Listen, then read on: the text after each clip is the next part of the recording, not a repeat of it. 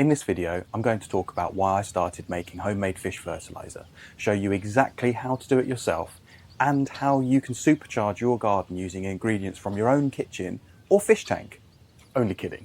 Welcome back, gardeners. If you're new here to the channel, my name's Anish and I'm a gardener turned entrepreneur, and I've been growing my own food for over 10 years.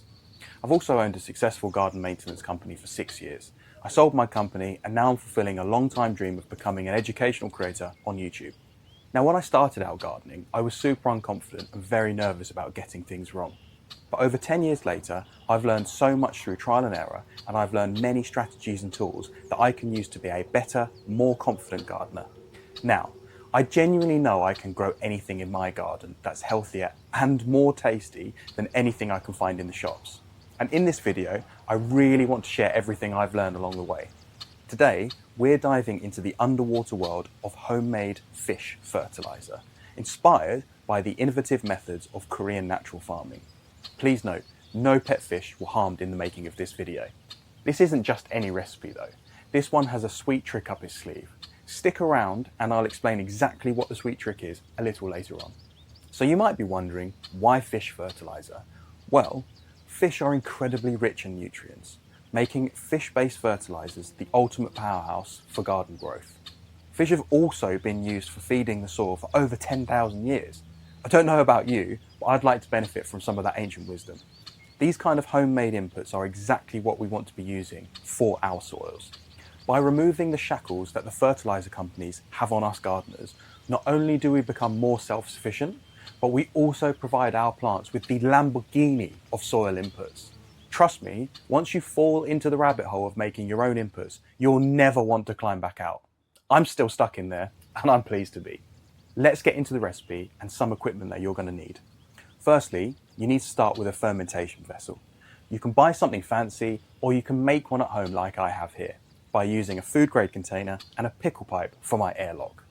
Personally, I much prefer the pickle pipe versions to the water bubblers for airlocks, as I've always found the water in the bubblers to get a little bit stinky. Plus, for the space I have in the greenhouse, the unnecessary extra height is massively inconvenient, as the water bubblers are tall and stick out quite a bit. But whatever you have and works for you is absolutely fine. You might be asking, why fish? Well, let me explain. Scientific studies have shown that coastal soils, often enriched with sea minerals and other unique properties, contribute to higher nutrient levels in the crops grown in these areas. These benefits are often attributed to the natural processes of sea spray and the mineral content it deposits. Interestingly enough, one traditional method that has been used for centuries in coastal areas is the use of fish as fertiliser. You might be familiar with the burying of fish heads before planting trees and other shrubs. Fish-based fertilisers are rich in nitrogen, phosphorus and potassium, which are all key nutrients that are essential for healthy plant growth. Plus, it doesn't end there. Fish fertilisers add a whole slew of amino acids, vitamins and even some beneficial microorganisms to the mix. Fish amino acid, also known as FAA, is pure fungal food. The richness in amino acids provides an essential food source for beneficial fungi present in the soil, which play a crucial role in breaking down organic matter, making nutrients available to the plants. Fish amino acid promotes a thriving ecosystem by enhancing the growth of these fungi and feeding the microorganisms in the soil.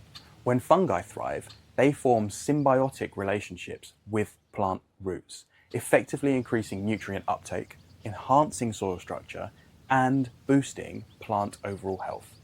This symbiosis is pivotal for maintaining a healthy, resilient garden.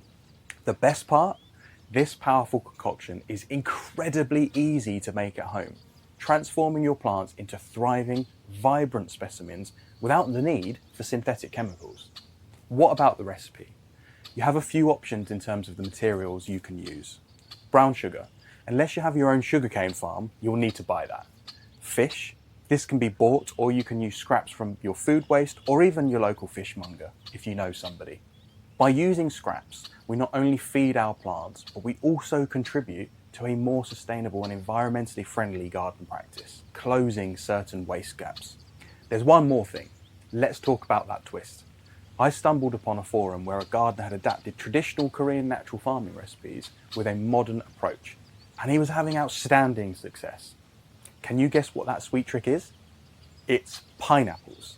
Pineapples contain bromelain, an enzyme that breaks down proteins such as those found in fish, speeding up the decomposition process and enriching the overall nutrient profile of your homemade fertiliser. To create your own fish fertiliser, you'll need fish, pineapple chunks, and brown sugar. The recipe starts the same as traditional fish amino acid, which is equal parts fish and brown sugar by weight. Use whatever fish you have that's affordable and readily available to you. The important thing is that you're making this fertiliser yourself. Dark blue ocean fish are best, and if you can use whole fish rather than fillets, then that just adds to the overall goodies that will be in your fertiliser at the end of the process. But if you can only get hold of fillets, then that's absolutely fine. The updated recipe calls for it to ferment for 4 weeks, and the original recipe calls for a 3-month-long ferment.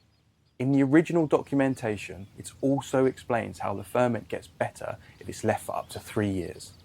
So I like to make the ferment in the summer, that's July for me, so it'll be ready for the following season, meaning it will have 9 months to ferment to greatness. As the mixture ferments, the bromelain from the pineapples helps in breaking down the fish protein efficiently, leaving you with a nutrient-rich liquid perfect for feeding your garden. Beyond just fertilising, this KNF-inspired method embraces the core principles of ecological balance and sustainability. Korean natural farming teaches us to harness natural processes without chemical interference, allowing nature to work its magic in nurturing the soil and plants. I told you about the rabbit hole, it gets deep, and once you're in, you're stuck. The use of fish fertiliser aligns perfectly with KNF practices by promoting rich soil, healthy plants, and ultimately, better yield. By utilising these natural methods, we help in reducing waste gaps while embracing an eco-conscious gardening lifestyle. Plus, you know the food that you'll be eating has been feeding on the best homemade nutrients anyone can provide. With this updated recipe, you not only get the benefits of traditional fish-derived nutrients, but also added processing power of pineapples, leading to faster, more effective results.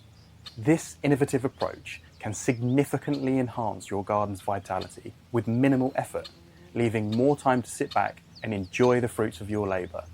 Get it? Fruits? If you enjoyed this video, then you will love my playlist on homemade garden inputs, where I show many more videos showing cost-saving premium inputs that you can also make yourself at home. So check out these videos right over here.